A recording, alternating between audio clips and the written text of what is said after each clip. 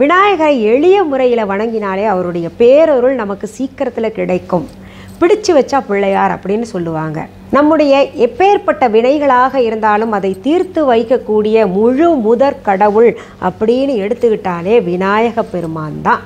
இப்போ இதில் பார்த்தீங்கன்னா சிலையாக வச்சுருக்கோங்க. என்னைக்கு கரைக்கணும் அப்படின்னு கேட்டிங்கன்னா, கரைக்கிறதுக்கு எங்கள் ஊரில் ஆறு குளம் இல்லை கடல் எதுவுமே இல்லை அப்படின்னு நினைக்கிறவங்க என்ன பண்ணுங்க, இதையெல்லாம் வைத்து அவருடைய நாமத்தை சொன்னோம்னா நம்ம கூட தான் இருப்பார். அனிதா புஷ்பவனம் குப்புசாமி விஹா யூடியூப் சேனல் அன்பர்கள் அனைவருக்குமே அன்பான வணக்கம்.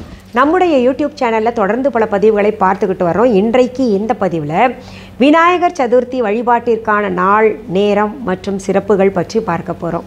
அதற்கு முன்பாக இன்றைக்கு பிறந்தநாள் மற்றும் திருமண நாள் காண இருக்கின்ற அனைவருக்குமே என்னுடைய வாழ்த்துகள்.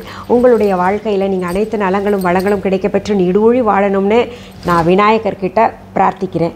இந்த காணொளியை காண்கின்ற அனைவருக்குமே இந்த நாள் இனிய நாளாக அமையட்டும்.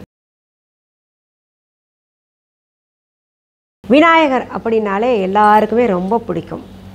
சின்ன குழந்தையிலேருந்து பெரியவர்கள் வரைக்கும் இந்த விநாயகர் சதுர்த்தி என்னைக்கு வரும் அப்படின்னு காத்துக்கிட்டு இருப்பாங்க. குழந்தைங்க கூப்பிடாமலே வந்து பூஜை அறையில் உட்காந்துக்கிட்டு விநாயகருக்குரிய பாடல்கள் பாடுறது இல்லை பூஜையில் கலந்துக்கிறதெல்லாம் விரும்பி செய்வாங்க. ஏன்னா அவருடைய தோற்றம் அப்படி யாரையும் சுண்டி இழுக்கக்கூடிய ஒரு தோற்றம். இன்னொன்று, விநாயகரை எளிய முறையில் வணங்கினாலே அவருடைய பேரருள் நமக்கு சீக்கிரத்தில் கிடைக்கும். பிடிச்சு வச்சா பிள்ளையார் அப்படின்னு சொல்லுவாங்க. களிமண்ணில் பிடிக்கலாம், மஞ்சளில் பிடிக்கலாம், கோதுமை மாவு பிசைஞ்சு அதில் பிடிச்சு வச்சாலும் சரி, இல்லை அரிசி மாவில் பிசைஞ்சு வச்சு பிடிச்சு வச்சாலும் சரி, எப்படி பிடிச்சு வச்சாலும் அவரை விநாயகராக நினைத்து நம்ம வழிபட்டால் போதுமானது. அப்படி பிடித்து வைக்கின்ற உருவத்திலே அவர் இறங்கி நமக்கு பேரருளை தரக்கூடியவர். அவருக்கு ஒன்றும் இல்லை, எளிமையாக நம்ம அருகம்புல் வச்சு வணங்கினாலே போதும். நம்முடைய எப்பேற்பட்ட வினைகளாக இருந்தாலும் அதை தீர்த்து வைக்கக்கூடிய முழு முதற் கடவுள் அப்படின்னு எடுத்துக்கிட்டாலே விநாயக பெருமான் தான். இவர்கிட்ட நம்ம இன்னது தான் வேண்டணும் அப்படின்னு கிடையாது. என்ன வேண்டுமோ அதை வேண்டலாம். கல்வியில் சிறந்து விளங்கணுமா, வித்யாதிபதியான இந்த பிள்ளையாரை நம்ம வணங்கலாம். திருமணம் ஆகலை அப்படின்னு நினைக்கிறவங்க அரச மரத்து பிள்ளையாரை வணங்கணும்னு அந்த காலத்திலேயே சொல்லி வச்சாங்க. நல்ல வேலை வாய்ப்பு கிடைக்கணும், நோய் சரியாகணும், தொழில் நல்லபடியாக போகணும், கணவன் மனைவிக்குள்ள ஒற்றுமை மேலோங்கணும், இப்படி நம்முடைய வேண்டுதல்களை ஒரு பட்டியல் போட்டுக்கிட்டு ஒரே நேரத்தில் எத்தனை வேண்டுதல் வேண்டுமானாலும் வைக்கலாம். அப்படி வைத்து நம்ம வணங்கினாலே, சாதாரண நாள்களில் வணங்கினாலே நமக்கு பேரருளை தந்து நம்முடைய இன்னல்களை தீர்த்து வைக்கக்கூடியவர் விநாயக பெருமான். சுக்லபட்ச சதுர்த்தி திதி அப்போது அவரை வணங்கினோமே ஆனால், அவரை கொண்டாடினோமே ஆனால் அவர் பெருமகிழ்ச்சி அடைந்து நம்முடனேயே நம் இல்லத்தில் தங்கிவிடுவார். நமக்கு பிடித்த தெய்வம், குல தெய்வம் அப்படின்னு வணங்கும் பொழுது, அவர்களுக்கான சிறப்பு பூஜைகள் செய்யும் பொழுது அவங்க நம்ம வீட்டில் இருக்காங்க அப்படின்னு நம்புகிறோம் இல்லையா, உணர்றோம் இல்லையா. அதுபோல தான் விநாயக பெருமானுக்கு பிடித்த அப்பம், முறுக்கு, மோதகம், அவல், பொரிகடலை, சுண்டல், வடை, பழங்கள் மற்றும் இந்த அருகம்புல் முக்கியமாக இடம்பெறணும். இதையெல்லாம் வைத்து அவருடைய நாமத்தை சொன்னோம்னா நம்ம கூட தான் இருப்பார். நம்ம விநாயகர் சதுர்த்தி வழிபடுவதற்காக நம்ம வீட்டில் படம், சிலைகள் இருந்தால் கூட புதிதாக ஒரு மண் சிலையை வாங்கணும். நம்ம நம்பி நிறைய பேர் மண் சிலை செஞ்சுக்கிட்டு இருக்காங்கல்ல, வாங்கி தானே ஆகணும். அதனால் வாங்கிக்கோங்க. இதில் நிறைய தாத்பரியங்கள் இருக்குது. ஏற்கனவே கடந்த 4-5 வருடங்களாக நான் சொல்லிக்கிட்டே இருக்கிறேன். ஏன்னா நம்ம பூமியில் இருக்கக்கூடிய வளங்கள் குறையக்கூடாது. மண் வந்து இப்போ நிறைய குறைஞ்சிக்கிட்டு இருக்கு. அள்ளிட்டு போயிடுறாங்க. வீடு கட்டுமான பணிகளுக்காக தான் எடுத்துகிட்டு போகிறாங்க. அந்த இறைவனால் படைக்கப்பட்ட அந்த மண் வளமாகட்டும், எந்த வளமும் குறையக்கூடாதுன்றதில் நம்ம கண்ணும் கருத்துமாக இருக்கணும். அதனால் இந்த விநாயகர் சதுர்த்தி அன்னைக்கு வாங்கின சிலைகளை வந்து கடலில் கொண்டு போய் கரைப்பாங்க, மண் வளம் குறையக்கூடாதுன்றதுக்காக. அப்படி வாங்கிட்டு வந்த விநாயக பெருமானுக்கு நல்ல அலங்காரம் பண்ணிக்கோங்க. அவர் கொடை ஒன்று கொடுப்பாங்க, எல்லாம் செட்டோடவே கிடைக்கும். அருகம்புல் கிடைக்கும் கட்டு, அப்புறம் பார்த்திங்கன்னா எருக்கம்பூ மாலை அவருக்கு சாத்தணும், அதுவும் ரொம்ப பிடிச்சமானது. இதையெல்லாம் செஞ்சு அலங்காரம் பண்ணி அவருக்கு ஒரு துண்டு கட்டி விடுங்க இடுப்பில். இப்படி உங்களால் என்னென்ன அலங்காரம் செய்ய முடியுமோ, நான் ஏற்கனவே விநாயகர் சதுர்த்தி வழிபாடு செய்முறை விளக்கமாகவே செஞ்சு காமிச்சிருக்கேன். அந்த பதிவுகள் அத்தனையுமே நான் வந்து உங்களுக்கு இந்த டிஸ்கிரிப்ஷன் பாக்ஸில் லிங்காக தர்றேன்.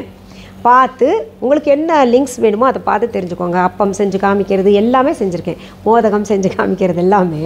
இப்படி அலங்காரம் பண்ண பின்னாடி ஒரு மணையை விரிங்க, மஞ்சள் துணி அல்லது வெள்ளை துணியை விரிங்க, அதுக்கு மேலே கொஞ்சம் அருகம்புல் பரப்பி வைங்க. அதன் மேலே நம்ம அலங்காரம் பண்ண பிள்ளையாரை பிரதிஷ்டை பண்ணணும். அதற்கு பிறகு நாம் செய்த நைவேத்தியத்தை ஒரு தாம்பாளத்தில் வாழை இலை விரித்து அது மேலே வச்சுக்கோங்க. என்ன செஞ்சீங்களோ அதை வச்சுக்கோங்க. அதில் கட்டாயம் தேங்காய் இடம் பெற வேண்டும். 2 பக்கம் குத்து விளக்கு இருந்தால் ஏற்றி வச்சுக்கோங்க. அப்படி இல்லைன்னா பிரச்சனை இல்லை, நீங்கள் என்ன விளக்கு வேணால் ஏற்றிக்கோங்க. என்ன விளக்கு, அகல் விளக்கு, மண் அகல் விளக்கு இருந்தால் கூட ஏற்றிக்கலாம். அதனால் என்ன இருக்கோ அதை வைத்து நீங்கள் பூஜை செய்யுங்க. விளக்கு ஏற்றின பின்னாடி தூப தீபத்துக்கான பொருள்களை எல்லாம் தயார்படுத்தி வச்சுக்கோங்க. ஒன்றுமே இல்லை, ரொம்ப சிம்பிள் மந்திரம் என்னென்னா, ஓம் ஸ்ரீ கணேஷாய நமக, ஓம் ஸ்ரீ கணேஷாய நமக, ஓம் ஸ்ரீ கணேஷாய நமக அப்படின்ற மந்திரத்தை 108 முறை நீங்கள் சொல்லிக்கோங்க. நான் பார்த்தீங்கன்னா இது ரொம்ப சுலபமாக எல்லாரும் குழந்தை கூட சொல்லி வழிபடுறதுக்குரிய மந்திரத்தை நான் சொல்லியிருக்கேன். விநாயகர் அகவல், இன்னும் விநாயகருக்குரிய போற்றிகள் எல்லாமே எவ்வளவு முடியுமோ அவ்வளவு டிஸ்கிரிப்ஷன் பாக்ஸில் நான் உங்களுக்கு தர்றேன். சிலரெல்லாம் பார்த்தீங்கன்னா மந்திரம் தெரிஞ்சிருப்பாங்க, நல்லா சொல்ல தெரிஞ்சவங்க மட்டுமே சமஸ்கிருத மந்திரத்தை சொல்லிக்கலாம். ஓம் ஏகதந்தாய வித்மஹே வக்ரதுண்டாய தீமஹி தன்னோதந்தி பிரச்சோதயாத், இதை 108 தடவை சொல்லிக்கலாம். இல்லைன்னா டிஸ்கிரிப்ஷன் பாக்ஸில் இருக்கிறத பார்த்து அதை கூட சொல்லிக்கிட்டே நீங்கள் அருகம்புல் கொண்டு அவருக்கு அர்ச்சனை செய்து அந்த அருகம்புல்லை அவர் பாதத்தில் சமர்ப்பிக்கணும். எப்போவுமே அர்ச்சனை செய்யும் பொழுது தலையில், அப்புறம் நெஞ்சுக்கு நேராக ஒரு முறை காமிக்கணும், அப்புறம் பாதத்தில் நம்ம காமிச்சு சமர்ப்பிக்கணும். அப்படி செய்த பின்னாடி நீங்கள் தூப தீபங்கள் எல்லாம் காமிச்சு அவருக்கு கட்டாயம் ஆரத்தி எடுக்கணும்.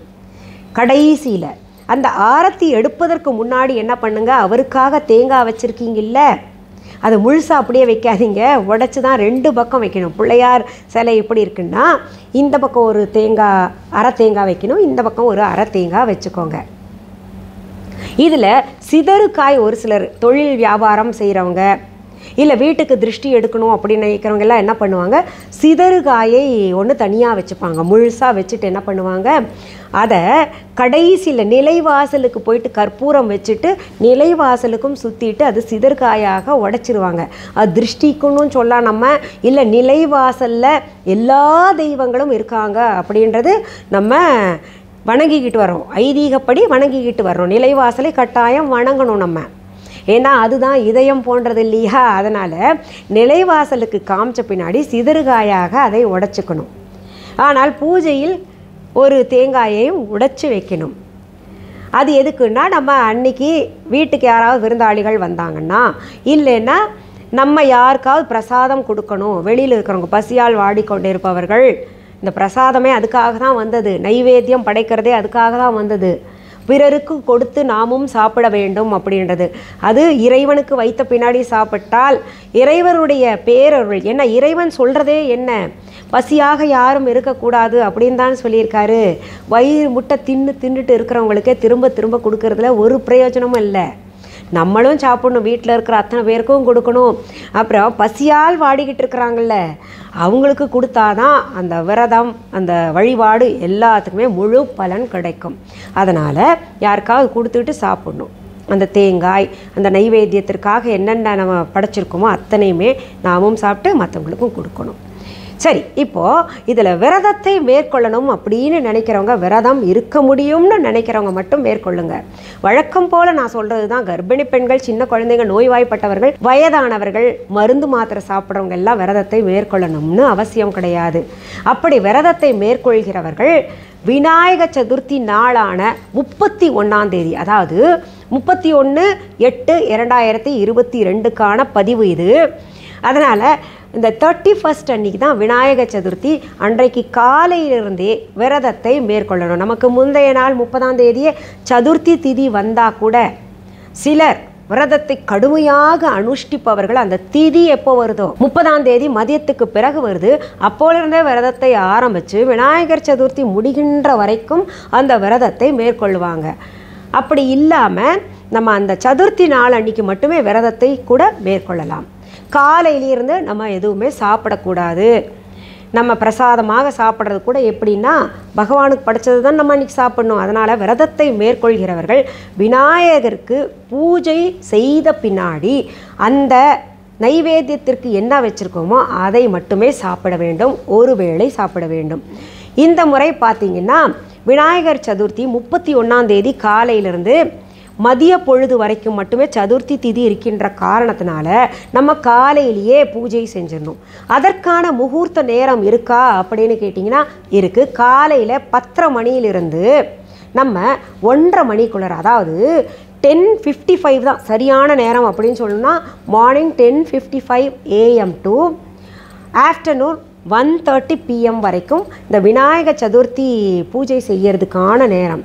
ஆனால் நீங்கள் 1:30 மணி வரைக்கும்லாம் இழுத்துறாதீங்க, அது நல்ல பூஜைக்கான நேரம் கிடையாது. அதனால் என்ன பண்ணுங்கள், நீங்கள் காலையில் 10:30 மணியிலிருந்து ஒரு 11:30க்குள்ளே அந்த பூஜையை முடிச்சிட்டிங்கன்னா ரொம்ப நல்ல சுப முகூர்த்தத்திற்கும் நல்ல முகூர்த்தமாக நம்ம அந்த நேரத்தில் பூஜையை செஞ்சுக்கலாம், வழிபாடு செஞ்சுக்கலாம். இதில் எங்களுக்கு அந்த நேரத்தில் டைம் கிடையாது அப்படின்னு நினைக்கிறவங்க என்ன பண்ணுங்கள், அதிகாலையிலேயே எந்த இதையும் பார்க்க வேண்டாம், முகூர்த்தம் நேரமோ எதுவுமே பார்க்காம அந்த பிரம்ம முகூர்த்த நேரத்தில் வழிபாடு செய்து கொள்ளலாம். அது செய்தால் ரொம்ப ரொம்ப நல்லது. நம்ம முகூர்த்த நேரம் அப்படின்னு பார்க்கும்போது தான் 10:30 மணிக்கு பிறகு செய்யணும் அப்படின்னு சொன்னேன் உங்களுக்கு. 10:30 to 12 அதிகபட்சமாக பார்த்து அந்த நேரத்தில் வழிபாட்டை முடிச்சுக்கிட்டு கற்பூர ஆரத்தியை காமிச்சுக்கிட்டு நீங்கள் வழக்கம் போல் அந்த விரதத்தை எப்போ முடிக்கணும்னு சொல்லிடுறேன். அன்றைக்கு சதுர்த்தி திதி மதியத்தோடு முடியுது, 3:30 மணிக்கெல்லாம் முடிஞ்சிருது, 3:30-4 மணிக்குள்ளரெல்லாம் முடிஞ்சிருது. அதனால் என்ன பண்ணுங்கள், நீங்கள் மாலை வேளையில் அந்த விரதத்தை விட்டுடலாம், இரவு பொழுது திரும்ப சாப்பிட்டுக்கலாம். அப்படின்னு நினைப்பீங்க சிலர். அதில் முந்தின நாள் நீங்கள் விரதத்தை மேற்கொண்டால் ஒரு நாள் கணக்கு வரும். இப்படி இந்த 31ஆம் தேதி விரதத்தை மேற்கொள்கிறவர்கள் ஒரு பொழுது சாப்பிடாமல் இருக்கிற மாதிரி இருக்கும். இப்போ பொதுவாகவே இந்த விரதத்தை பார்த்திங்கன்னா ஒரு நாழிகையாவது நம்ம சாப்பிடாமல் இருந்தோன்னா, நான் நிறைய அடிக்கடி வாயில் போடுறவங்க இருக்காங்க இல்லையா, அவர்களுக்காக சொல்லப்பட்டதுன்னா ஒரு நாழிகையாவது சாப்பிடாமல் இருக்கணும். அப்படி சாப்பிடாமல் இருந்தாங்கன்னா அது விரதத்திற்கு சமமாக கருதப்படுகின்ற நேரம். அதனால் என்ன பண்ணுங்கள், நீங்கள் மாலை பொழுதில் அதாவது இரவு சாப்பாடு சாப்பிட்டுக்கோங்க, விரதத்தை திறந்துக்கலாம். இப்போ இதில் பார்த்திங்கன்னா சிலையாக வச்சுருக்கோங்க, என்னைக்கு கரைக்கணும் அப்படின்னு கேட்டிங்கன்னா குறைந்தபட்சம் நம்ம 10 நாள் நம்ம வீட்டில் சிலையை வச்சுட்டு 11ஆவது நாள் நம்ம கரைக்கலாம். அப்படி இல்லைன்னா 3ஆவது நாள் எடுத்துக்கலாம். அந்த எடுக்கின்ற நாளும் அந்த சிலை எடுக்கின்ற நாளும் பார்த்துக்கணும், செவ்வாய் வெள்ளி இல்லாமல் இருக்கணும். அதனால் என்ன பண்ணுங்கள், நீங்கள் நாள் நேரம் பார்த்து நம்ம சிலையை கொண்டு போய் கரைக்கிறதா இருந்தால் கரைச்சிக்கலாம். கரைக்கிறதுக்கு எங்கள் ஊரில் ஆறு குளம் இல்லை கடல் எதுவுமே இல்லை அப்படின்னு நினைக்கிறவங்க என்ன பண்ணுங்கள், ஒரு பக்கெட்டில் தண்ணி எடுத்துகிட்டு அதில் இந்த சிலையை அப்படியே போட்டுருங்க, அது தானாக கரைஞ்சிரும். அதை கொண்டு போய் ஒரு மரத்தின் கீழே, உங்கள் வீட்டில் மரம் செடி கொடி எதுவுமே இல்லைன்னா சாலையில் அரச மரம் இருந்ததுன்னா அந்த அரச மரத்திற்கு கீழே இந்த கரைத்த நீரை போடலாம். அப்படி இல்லை உங்கள் வீட்டில் செடி கொடி இருந்ததுன்னா அந்த தொட்டியில் இந்த கரைத்த நீரை போட்டுக்கோங்க, பிள்ளையாரை கரைத்த நீரை போட்டு வச்சுக்கோங்க.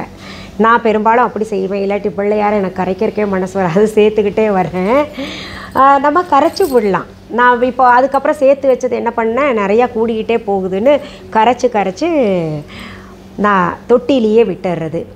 இதில் இந்த விநாயகரை என்றைக்கு வாங்கணும் அப்படின்னு பார்த்திங்கன்னா 30ஆம் தேதி மதியம் 3:30 மணிக்கு பிறகு பார்த்திங்கன்னா சதுர்த்தி திதி வருது. அந்த நாளில் வாங்கிட்டு அலங்காரம் பண்ணிவிட்டு வீட்டில் ஒரு இடத்துல தனியாக எடுத்து வச்சுக்கோங்க, பூஜை அறையிலேயே ஒரு இடத்துல வச்சுக்கலாம். பூஜை செய்யும்போது தான் நம்ம மனையிலெல்லாம் பிரதிஷ்டை பண்ணிக்கிட்டு செய்யணும். இதில் வேறு ஏதாவது உங்களுக்கு சந்தேகங்கள் இருந்ததுன்னா என்னுடைய முந்தைய பதிவுகளெல்லாம் பாருங்கள், அதையெல்லாம் தொகுத்து உங்களுக்கு ப்ளேலிஸ்ட்டில் கொடுக்குறேன். அதை பார்த்து ஒவ்வொன்றும் எப்படி செய்யணும் ஏது பண்ணணும். ஏன்னா ஒரே பதிவில் நிறைய செய்திகள் சொன்னதையே திரும்ப சொல்ல வேண்டாம்ல, நிறையா சொன்னது தான் சொல்லியிருக்கேன். இருந்தால் கூட முந்தைய பதிவுகளில் விட்டு போன செய்திகள் ஏதாவது இருந்துச்சுன்னா அதில் பார்த்து தெரிஞ்சுக்கோங்க. சரி, இந்த பதிவை முடிக்கிறதுக்கு முன்னாடி இந்த பதிவை உங்களுடைய ஃப்ரெண்ட்ஸ் ரிலேட்டிவ்ஸ்க்கெல்லாம் ஷேர் பண்ணுங்கள்.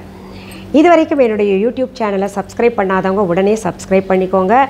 அப்படி சப்ஸ்கிரைப் பண்ணும்போது பக்கத்தில் கோவில் மணி போன்ற ஒரு பெல் ஐக்கான் பட்டன் காமிக்கும், அதை தொட்டு விடுங்க. அதில் ஆல் அப்படின்ற ஆப்ஷனையும் தொட்டு விடுங்க. அப்போ தான் நான் எந்த வீடியோ அப்லோட் பண்ணாலும் உங்களுடைய நோட்டிஃபிகேஷனுக்கு வந்து சேரும். நம்ம விஹா ஆன்லைன் பற்றி இப்போ உங்களுக்கு சொல்கிறேன். நம்ம விஹா ஆன்லைனில் நிறைய பிள்ளையார் சிலைகள் இருக்குது.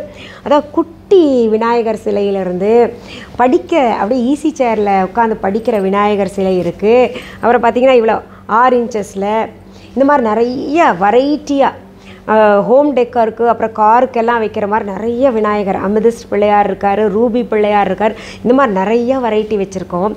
வெள்ளருக்கு பிள்ளையாரெல்லாம் வாங்கியிருந்தீங்கன்னா இன்றைக்கி விநாயகர் சதுர்த்தி அன்றைக்கி வழிபாடு செய்யும் பொழுது இந்த வெள்ளருக்கு பிள்ளையாரையும் வைத்து வழிபாடு செஞ்சுக்கலாம். நம்ம மண் சிலை வாங்கிட்டு வந்தால் கூட எத்தனை விநாயகர் சிலை இருக்கோ அத்தனையும் வைத்து அன்றைக்கு வழிபாடு செய்துக்கலாம்.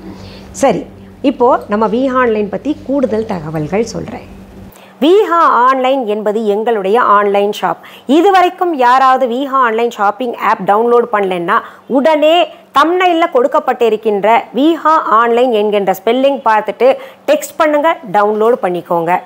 டிஸ்கிரிப்ஷன் பாக்ஸ்லேயும் விஹா ஆன்லைன் ஷாப்பிங் ஆப்கான லிங்க்ஸ் தரப்பட்டிருக்கு. அதை பார்த்து டவுன்லோடு செஞ்சு வச்சுக்கோங்க. இது தவிர viha.online என்கின்ற இ-காமர்ஸ் வெப்சைட்டும் நாங்கள் நடத்திக்கிட்டு வர்றோம். அதையும் போய் பாருங்கள். அதில் நிறைய பூஜை பொருள்கள், அனைத்து விதமான பொருள்களும் நீங்கள் கேட்டு நான் அதில் விற்பனைக்கு இடம்பெற செய்துக்கிட்டு இருக்கிறேன். பொருள்களை நேரில் பார்த்து வாங்கணும் அப்படின்னு நினைக்கிறவங்களுக்கு சென்னை ராஜா அண்ணாமலைபுரத்தில் எங்களுடைய விஹா ஸ்டோர் வச்சுருக்கோம். அதற்கான phone number, address viha.online e-commerce வெப்சைட்டில் மற்றும் விஹா ஆன்லைன் ஷாப்பிங் ஆப்லையும் இந்த டிஸ்கிரிப்ஷன் பாக்ஸ்லையும் தரப்பட்டிருக்கு. அதை பார்த்து தெரிஞ்சுக்கோங்க.